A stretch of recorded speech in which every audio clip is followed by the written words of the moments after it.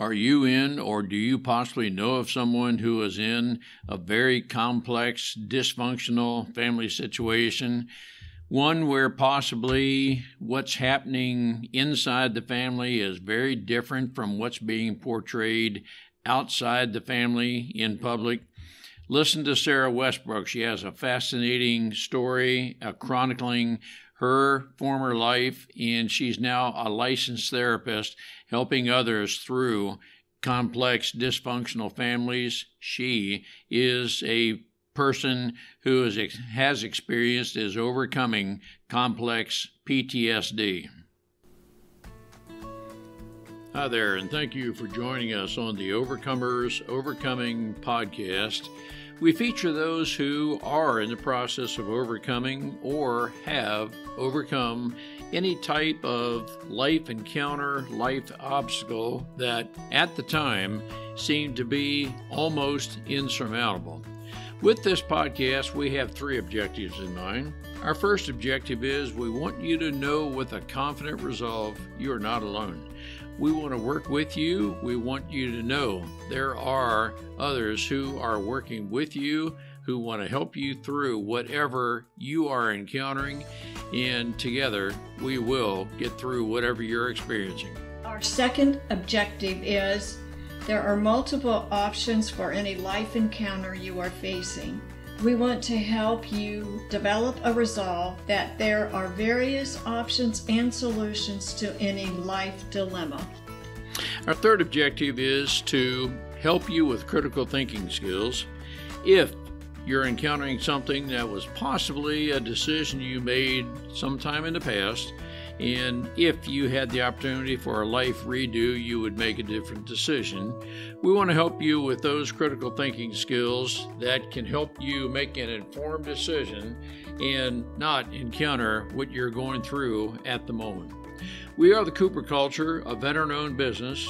We work with business personnel and families to develop and sustain connected relationship cultures within their families and organizations. That type organization is one where people feel wanted, appreciated, and genuinely a part of that organization. I'm with my wife and business partner, Marty, who is helping me facilitate this podcast. Today we feature Sarah Westbrook, who with a lot of confidence explains her upbringing, the family in which she was raised. She discusses a complex family dysfunction which resulted in her complex post-traumatic stress disorder. And she's very outspoken, very confident now about explaining her situation and how she's dealing with it. She's now, through her life experience, a licensed therapist helping others overcome what may be a very traumatic background. It is a fascinating story which will continue into another episode of how she's overcome her past. Marty, what are some takeaways our listeners can gain from Sarah? Ron, when you listen to her story, I think it's hard for me to understand how parents or people can be this way. But there's a quote, hurt people hurt people. And Sarah has faced that. But to her credit, like you said, at a age, she said, this is enough. I'm not going to let this dominate my life. And so she went to a counselor, got help, and now she helped through a podcast, helps women or people that have gone through a childhood trauma to not live in the past, in the hurt, but move on to the future. I want to encourage our listeners, if you are experiencing or you are aware of anyone who's experiencing anything like this, let's reach out and let's work together to help people overcome their past to become the very best God created us to be. Let's listen and learn together. Sarah, it is great to have you. For our listeners, I'm just going to explain very briefly. You have gone through a very complex background, history. You are self-described, having come from a dysfunctional family. You've been through various parts of life. You have experienced what you call complex post-traumatic stress disorder. Sarah, there's a lot of relational challenges you have been through with no attempt to marginalize any of that. I, uh, I just want to tell you, we are so glad to have you with us. That there is a possibility, Sarah, we have a listener, maybe more than one listener, who is experiencing what you have experienced, and learning from your past can help the person overcome what they're going through. Sarah, it's great to have you with us. Well, thank you so much. I'm excited to be here.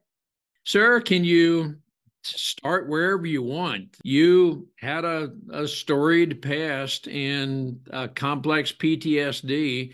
Can you give us somewhat of a top level summary so our listeners can have an appreciation of what you've been through? Yes, absolutely. So I was born and raised in a very fundamental religious community.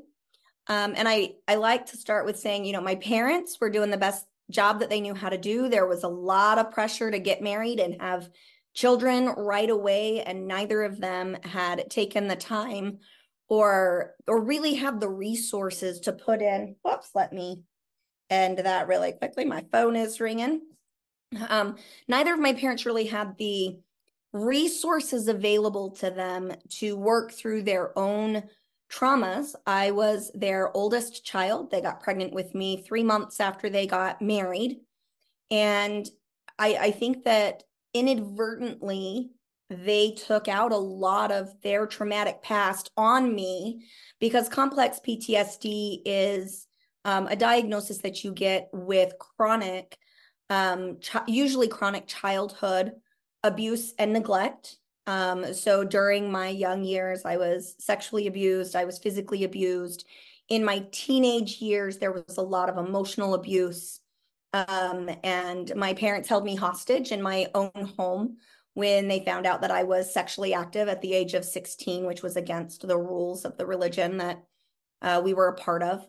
And so yeah, there's a lot there. Both of my parents have been diagnosed with so my father is diagnosed with narcissistic personality disorder and borderline personality disorder. And then my mother has been diagnosed with covert narcissistic personality disorder, which showed up a lot in her very quiet need to be perfect. So she was very much a perfectionist in a very toxic manner, and all of her children had to also meet that standard of perfection for her to feel valued and accepted in society. So we very much grew up on the outside looking like an amazing, healthy family, that we were functioning, that all of us kids were just amazing and well behaved. And then what was happening behind closed doors was very shocking as I started talking about it. So many people that know our family, and after my book came out, and you know, the community people that still know us, read that book, have come back and said, we would have had no idea that this is what was going on behind closed doors for you. So. Did everything you're just describing happen within your biological family, your mom, dad, and that somewhat of a close, confined family? Yeah. Yeah, the trauma. So I would say that while I'm not a member of that religious community anymore, the community is meant to be an uplifting, spiritual, connective community. They go about it, in my opinion, in interesting ways that aren't always going to give you the outcome that you're wanting. And so really the focus is not so much on my Mormon upbringing as much as my parents utilizing teachings from the Mormon religion to harm me. So and that's one of the confusions with my book. A lot of people are getting into it expecting to read a book that's going to bash Mormonism, and that's just not the case. It's to illustrate how my parents used many of those fundamental teachings as an excuse or as a battering ram to abuse, control, and manipulate many aspects of my life. So what I'm reading into what you're saying, Sarah, is maybe your dad I don't know that he was the dominant one, but he was a narcissist, and the let's just call it the characteristics of narcissism was the operative factor in coming up in your family. I suppose you could say that that's all you knew. It is all I knew. I didn't know any different. I thought that all of my friends had dads that were always right and very smart. When you read my book, I talk about how my dad was the smartest teacher at the elementary school that he taught, that he was the best administrator. In my home growing up, if I was not the best, I was not loved. So things like I was a dancer and on competitive cheer squads.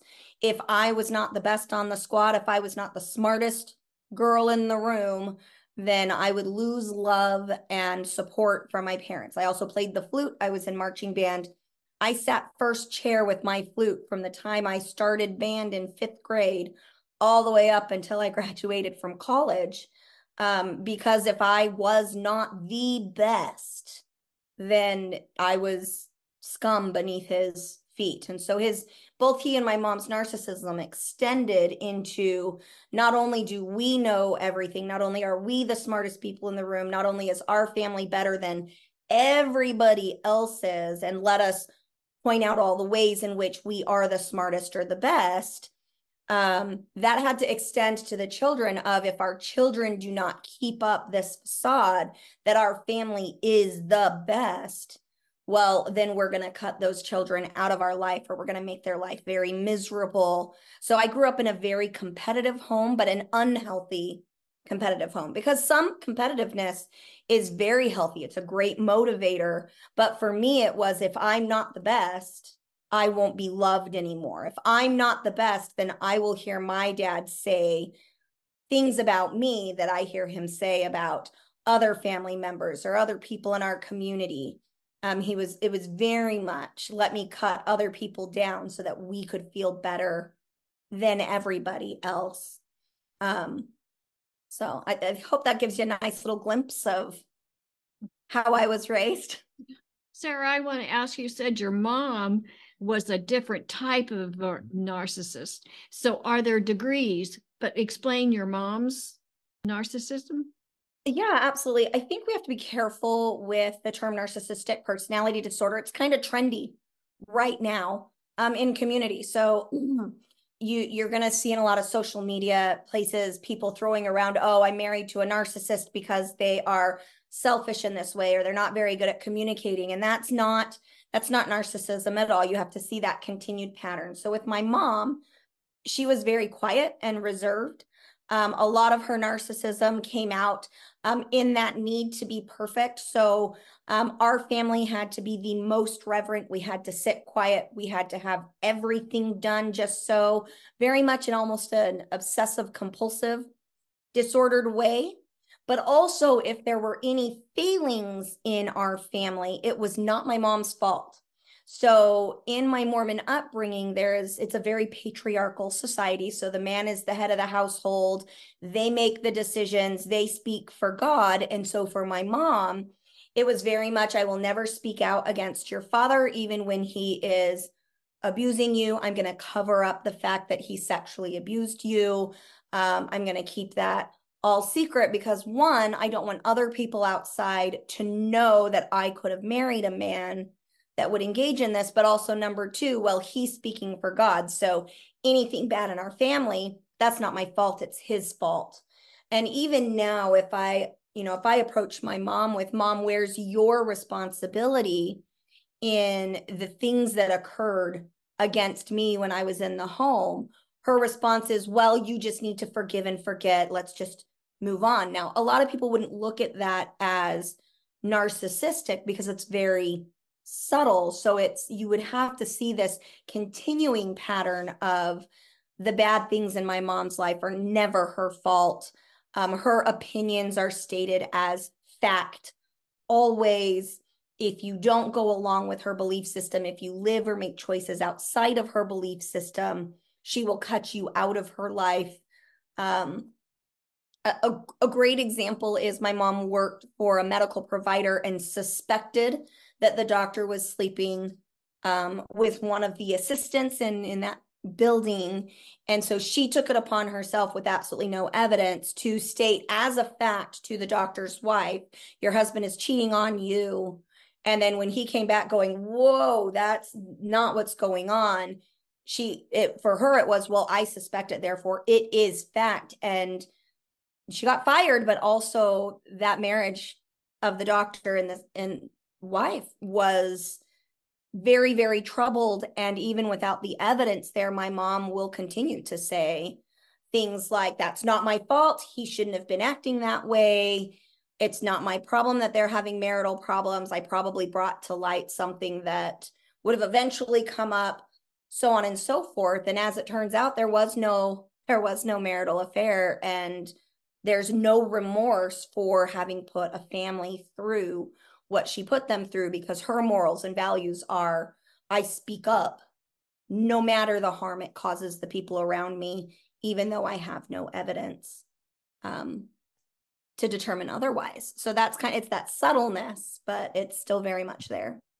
A lot of thoughts come to mind. What I'm picturing as you're describing this is your dad is very dominant, and that was part of the Mormon makeup.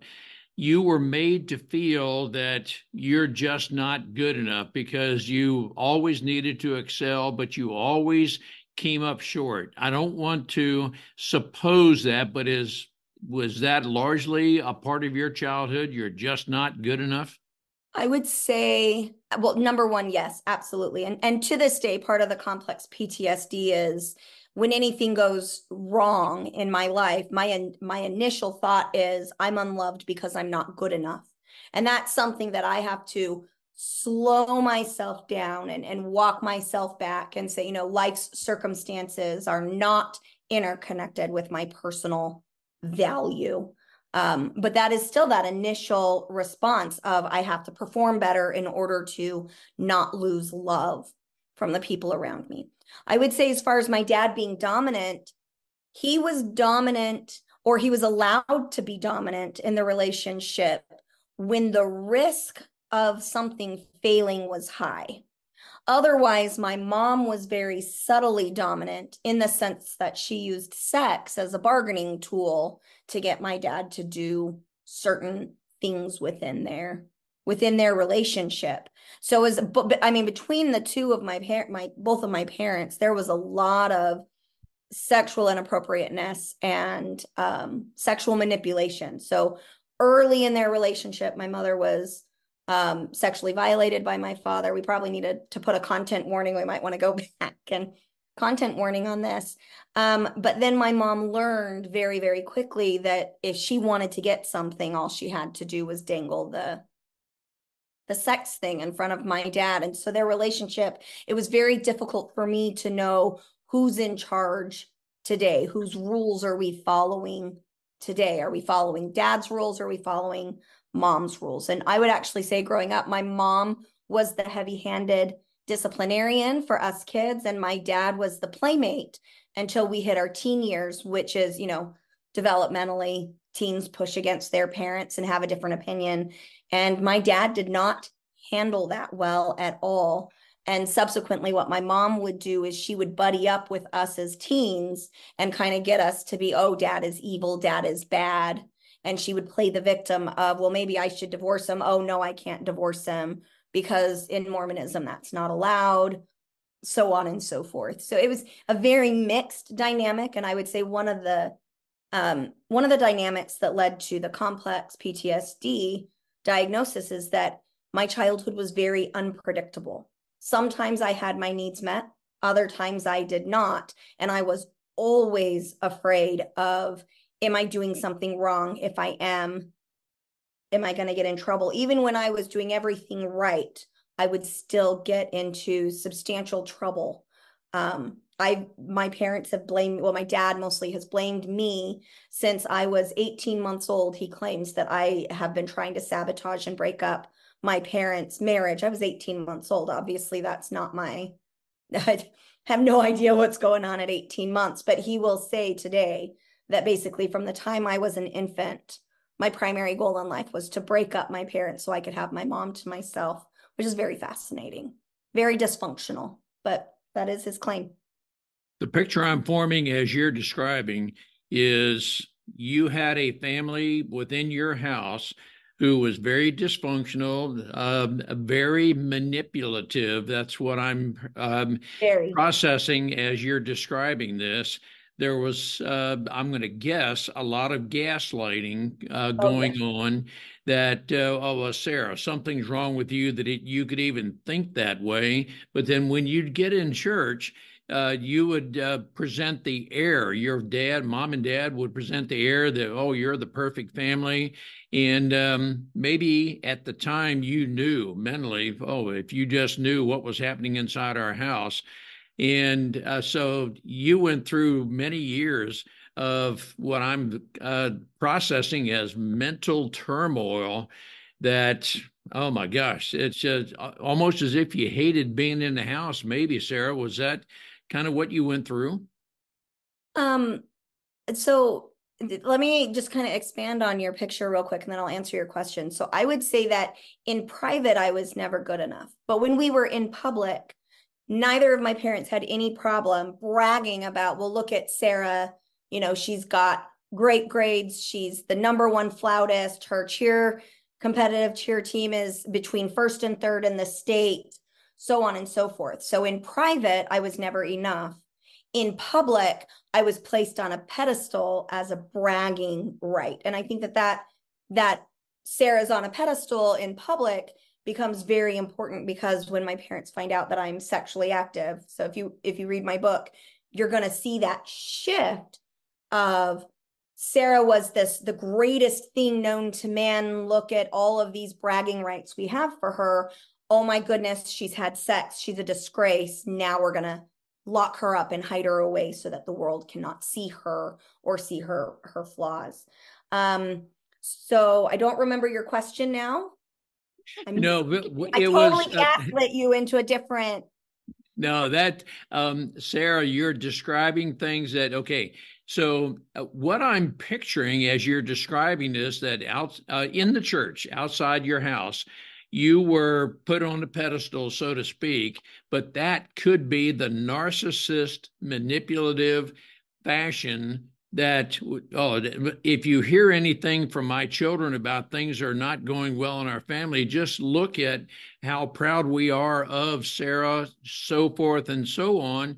But I picture that as the narcissistic, manipulative aspect. That's a part of what a narcissist is, I believe. And that's if I'm saying anything that's inaccurate, certainly correct me, Sarah. No, I would feel that is accurate. And I think that when we're looking at, does this person I love actually have narcissism, you've got to look at the patterns of behavior over many, many years, because frankly, all of us have some narcissistic tendencies at one point in our life or other. If you were to read the DSM, or the Diagnostic and Statistical Manual for Mental Health Disorders, you're going to read that and you're going to go, oh my gosh, I'm a narcissist too. This is terrible. I'm an LP. I'm a licensed professional counselor in a couple of states. And I've got lots of clients that come in and they're like, I read it and this is what I have. And I have to go, okay, well, slow down. We've got to look at those tendencies. But yes, absolutely. I grew up in that environment. And then the second piece of that would be when I found my voice. When I tried to find my voice as a teenager, I learned very quickly, just shut up and drive forward. As an adult, as I began the healing process and I found my voice and I began to inquire or get curious or go back to my parents and say, hey, what was going on? Or your behavior at this time was very harmful to me. What I get is a complete and utter lack of accountability. And that is one of your keys to narcissism is there an apology? And for me, there is not. It's a lot more of that gaslighting of, oh, it didn't happen that way, or you're just imagining that, or you've always been an exaggerator. You are such a liar. That never happened in our family. And then the other piece of that is once my book came out, my dad made it a point to go to certain extended family members and to my siblings to say, Sarah's book is full of lies. None of it is true. You shouldn't read it. And I had to laugh because, number one, that's classic narcissism. But also, he definitely drove book sales up because all of these people were like, oh, well, we want to see what lies Sarah is telling. But the sad piece of that is I don't have contact with any of my siblings anymore because I've exposed my father. And even though my sisters will tell you, oh, yeah, this is what happened, my brother absolutely will not. My brother will fall in line with my father. And when I look at that, why would my siblings do that? My theory is, and I can only give you a theory, but my theory is they don't want to be treated by my parents the way my parents have treated me for healing and learning to speak up and speak out against narcissistic abuse, or even utilizing those fundamental religious beliefs as an excuse for why that abuse, why that, holding me hostage in my own home. For them, it's, well, we did this because this is, what God would have wanted us. I had a personal revelation. This is therefore what God wanted me to do. And I followed that. So any harm to you is God's fault.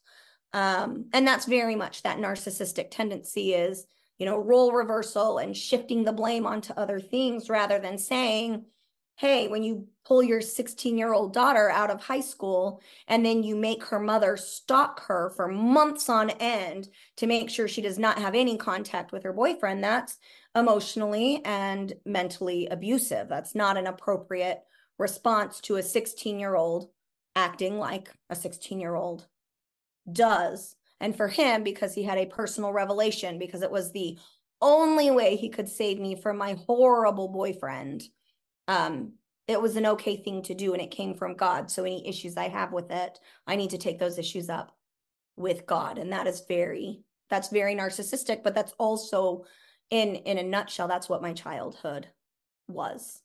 Wow. You answered the one question I was going to have. If you had siblings, were your siblings treated this way? So I got the brunt of it as the oldest child. So I'm the oldest of 4. The next one below me is my brother.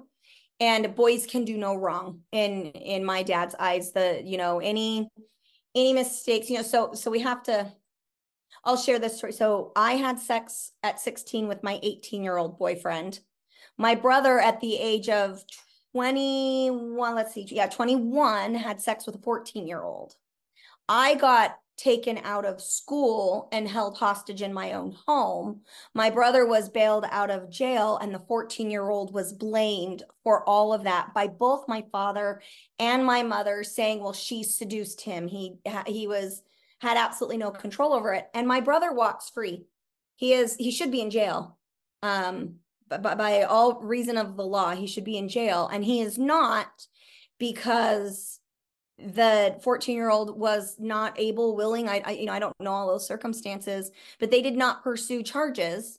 And I think it was because the 14-year-old's mother liked my brother and allowed them to have some of that sexual contact. And they were afraid of getting in trouble as well. But from my parents' perspective, my brother could do no wrong. And it was the 14-year-old's fault that they had sex when he was an adult and she was only 14. My next sister was very tomboyish. And so for her, it was, well, she's just got mental problems. So she was neglected, but in a very different way than me. She was not the best at anything. And she tried very hard, but she never fit the bill. So she was never enough.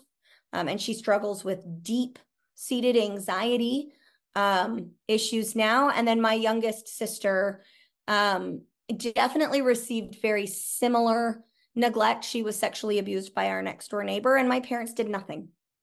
They didn't do anything to make sure that she was protected from the adult neighbor that was molesting her. It was just, don't go to his house anymore.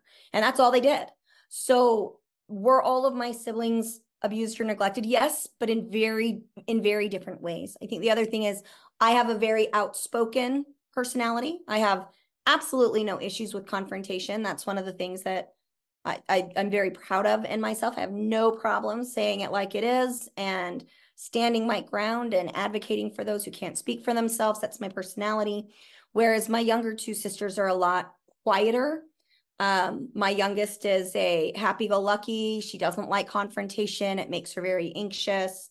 And then my middle sister, the one that received probably the most neglect of the four of us, she just wants to, live in peace, leave me alone, let me do my own thing, type of relationship. So we've all four of us have struggled with severe mental illness issues, specifically my sisters regarding sexual and mental health. I'm the only one that has probably had access to the resources needed to really work through that because of my husband's military service. I've always had amazing insurance, and therefore me seeking treatment was more possible than for my sisters because I had access to care, whereas they have not had the same benefit of access to mental health services. So the mental health system in the United States is completely broken.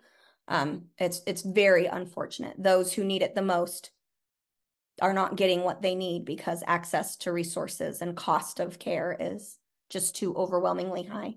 You came out of it. Was it your husband that helped you or got you to the point where you could heal? My husband has always been the man that he, over and over, he says, I choose you. I'll take you, with the struggles, with your strengths. And I deeply appreciate that.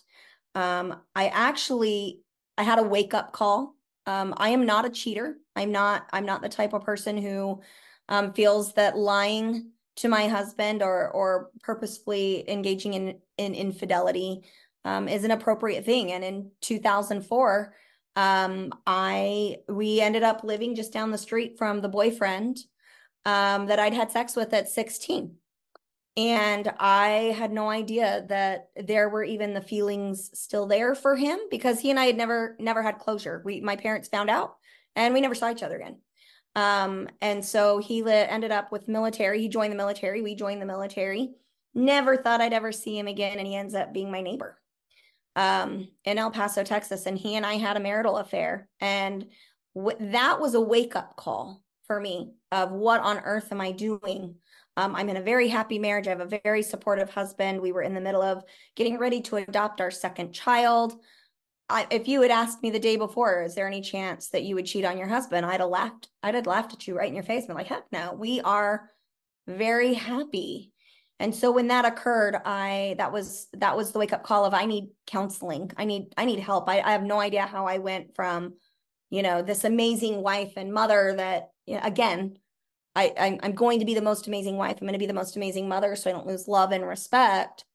And I went into counseling, and that counselor, his name was Jim Fields. I don't know if he is still alive. He was in his mid to late 60s when I first started seeing him 20 years ago. But he changed my life. He gently challenged me on my need to always be perfect and the best. He challenged me on my need to be the smartest person in the room. And he especially helped me recognize that my tendency to exaggerate and lie to keep up the facade that I was the best and the smartest in all things was actually getting in the way of my second son receiving specialized medical care that he needed. And so I'm very grateful for my husband, Mason, because he has been my rock in the I will hold you up while you struggle through. But I would say that my healing came from counselors that were willing to call me out on my shit, and my willingness to address the issues in my life so that I could get better. So I would say yes, Mason has helped, but that my healing is attributed to having the support system in place and then having counselors that were willing to really call me out. Jim is also the reason I pursued a degree in counseling afterwards, because once he helped me, it took me about 3 years. So I would have started seeing Jim at 20, I would have been 23 when I started seeing Jim. And then by the time I was 26, 27, I had really turned my life around and had become a very different person. So it took 3 years. It was not an overnight switch. And then off and on since then, I have to go in for tune-ups, even as a counselor, even though I now have the knowledge to help people through this. It doesn't matter when it's in my own life. I am blinded by, drowning. Therefore, I have to go and get that outside non-biased perspective to help me get back on track. And so here I am now 43 years old and occasionally go in and either consult with colleagues or go see my own counselor in order to do those tune-ups, because my complex PTSD does not define me. It's a label that helps me understand why I behaved in the way I behaved and how I could connect the dots from point A to point B without blaming anybody for my struggles. It gave me the power to say, this is what's going on. That was then, this is now. What can I do for myself now to get better? That was the benefit of the label, but it doesn't define who I am. And in order for me to continue to live in a way that I'm proud of, where I am living up to my own morals and standards, I have to go in and get help on a regular basis. And I think that that's where a lot of people struggle, is they go into counseling hoping for a quick fix. And that's just not the way that counseling is designed. You go in, you work through some hard things, you go out on your own, and then when life starts to beat you down and old habits and tendencies start to crop up again, you reach out for help. And over the years, I don't go in nearly as much now as I used to. But when life is really kicking my butt, I will absolutely reach out to educated people who are smarter than me and who can look at my challenges through a different lens than I can and help me see the things that I cannot because my trauma brain is getting in the way. I want to make sure I'm processing everything you're saying correctly, Sarah. Jim, your husband, if I'm understanding correct. Mason is my husband. Jim was the counselor, but that's okay. I'm sorry. He won't get offended. It's fine. He'd make a great Jim. Mason would make an excellent Jim. Mason was by accepting you was huge. And then Mason suggested, if I'm correlating this correctly, you contact your counselor, Jim, who was bold enough to say, this is what you need to correct through a period of 3 years or so of the counseling. That was kind of your turnaround. And am I processing that correctly, Sarah? So yes and no. I would say that my husband's unconditional, so in the counseling world, we call it unconditional positive regard. He just accepted me for who I was. And when I said, this is what I'm working on, he was my biggest cheerleader. He was my rock. When I actually went in to see Jim, my husband was deployed to Iraq. He wasn't anywhere there. I did it on my own. And not because my husband wouldn't have, hey, let's go see a counselor, but I cheated on my husband in 2004, I want to say in May, and Father's Day, so 6 weeks later, my husband deployed to Iraq. And I couldn't, like I said, if you read my book, you get all the details of that time. I did not leave anything out. So the book is Trauma Bonded, a true story of navigating. Oh goodness, I don't even remember. It's up here. I don't remember the title of my own book. Let's see. A true story of navigating attachments forged in complex PTSD. I thought that my husband should divorce me. Everything in my religious upbringing said, if your spouse cheats on you, it's the only reason to get divorced. We were very young. So my opinion was, go find somebody who can be better for you than I am. Because in my upbringing, when you make a mistake, you abandon the person who made a mistake. And so I fully expected my husband to leave, and he wouldn't. And I was mad at him for it. And so a lot of the drive that got me into counseling was, I need to fix this so I can be the person Mason wants, because I'm always afraid I'm going to lose him, because I'm not ever going to be enough for this man. And so where Mason had that impact and healing was, he accepted me for who I was right then in that moment, no matter what. He didn't leave. Even when I pushed him away and was like, you should go find, there's so many other people out here who would be better for you than me. He said, no, I choose you. So yeah, I hope that answers your question. It does. Sarah, oh my gosh. I feel like there's so much more we need to cover, and I want to take this time to thank you and your husband, Mason, for serving our country in uniform. I'm 22 years Air Force, so I can identify with your husband. I know what it is to be deployed. Marty and I have been separated for as much as 18 months, and so we know what that is. So thank you and Mason for serving our country. Sarah, I want to ask you something even while we're recording here. Would you consider another episode to where you can tell us exactly what it was? And I feel like we're at the turning point that you recognize that things are at a point where you've got to make a change. You have to do whatever you have to do to become a better person. You are a licensed therapist. You have been through, life, but you're almost uniquely qualified to help others because you've been there. But Sarah, would you consider another episode, at least one more, where you can take our listeners from the point of, I'm at some sort of desperation, I need help, and help that person maybe get out of the house to seek the help they need? Would you consider another episode? Yeah, absolutely. It would be an honor and a privilege. My goal is, my life mission right now is to help bring productive skills so that people can take what they're learning in counseling and apply it in their life. And I want to make that basically free. I want people to have access to the information so they can heal. So it would be an absolute honor to, have your listeners hopefully find some answers and some peace in what I have to say. No, that's all good. Let me close out by asking you, are you ostracized by your family, your mom and dad, or how would you describe your relationship with your mom and dad and other siblings? So I am not ostracized by them. I had to cut them out of my life. So again, another instance you'll read about in the book is my dad bloodied she would have been 4 or 5 at the time. He bloodied her lip because she ate a chip in his living room. And he, to this day, will not take accountability. He says, oh, I was sick. Oh, it was her fault. Oh, you shouldn't have been visiting us when we were sick, so on and so forth. That was a huge wake-up call for me.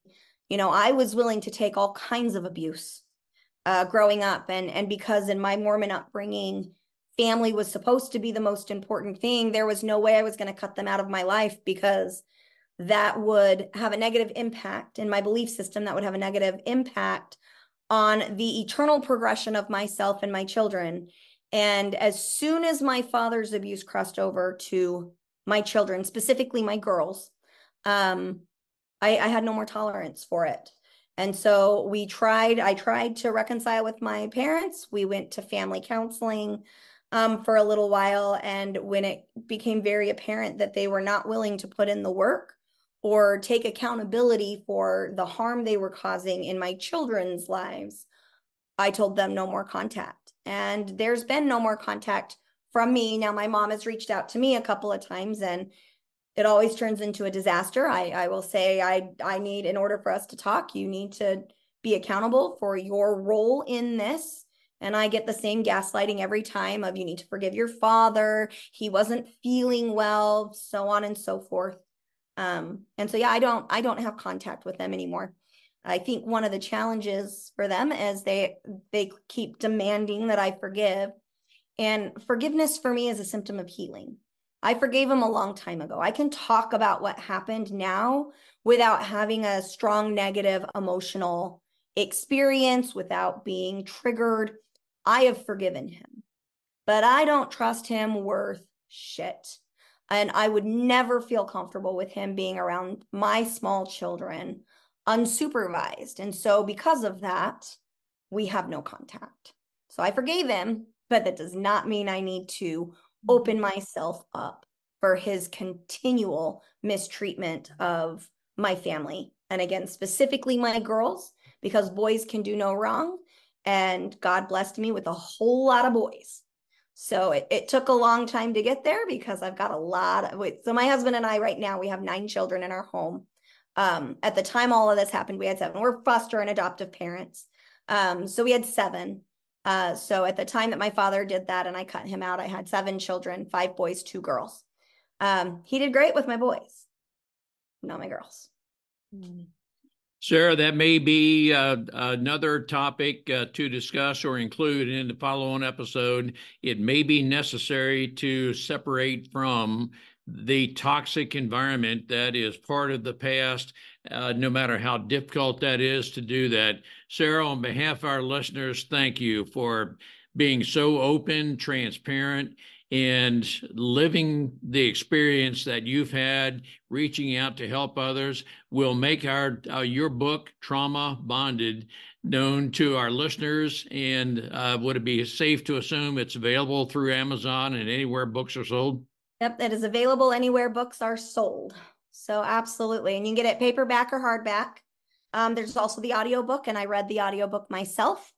So I put a lot of heart and soul into that and a lot of emotion into the audiobook. So, and I believe the audiobook is exclusive to Audible, but don't quote me on that. But yes, the book is available anywhere books are sold. Sarah, thank you so much for sharing. We look forward to continuing this dialogue, your story, in another episode. Thank you. Sounds great. Thank you so much. We appreciate having the opportunity to share our and our guests' life's experiences with you. The Cooper Culture advances organizations to achieve and sustain high retention rates, connected communication, and trust through personality insights and principled leadership. You can contact us at our website, thecooperculture.com, and you can contact us directly at ron@thecooperculture.com or Marty, M-A-R-T-Y, at thecooperculture.com. We work with you to help assess aspects of your culture to advance the environment and people to their best performance. We do that through our staff of certified personal performance coaches, leadership trainers, keynote speakers, and disc personality behavior experts. You can book a speaking engagement directly through our website by contacting us at ron@thecooperculture.com. We look forward to sharing our life experiences with you, some of which are profound, some of which are pretty funny. Some of those life experiences are ones we'll never do that again because we've been through stuff. We truly look forward to working with you, speaking with you, helping advance you in any way that we can.